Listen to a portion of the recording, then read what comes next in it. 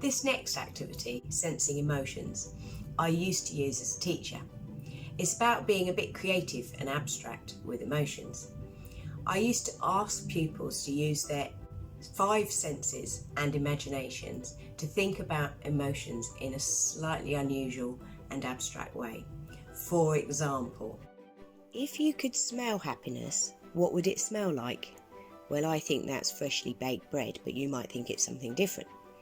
If you could taste excitement, what would it taste like? Well, I think that would be sherbet because it's all fizzy on your tongue.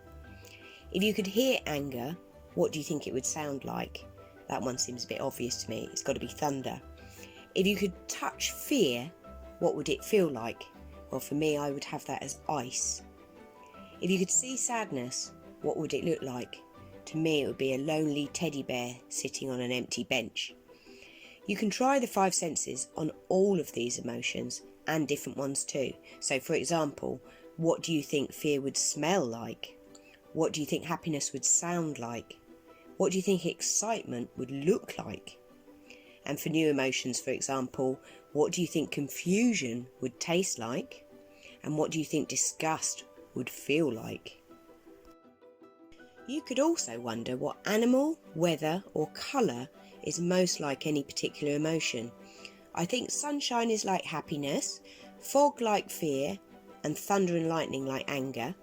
I tend to think of sadness as being blue, anger as red, happiness as pink or yellow, and worry as green. When it comes to animals, it's a bit harder, so I start with the animal and then think what emotion they might represent. So a swan might be calm, a gazelle excitement, a roaring lion anger, and a slug boredom. You could also just try drawing an abstract picture that you think represents or characterises an emotion and include some of the abstract ideas that you've thought about beforehand already. Here's a picture of excitement that I drew. I could have included sherbet or jumping children in this picture as well. I think this activity helps you to think about emotions in a really creative way. I mean, after all, lots of art inspires emotions, so let's have some emotions inspiring art. Have fun!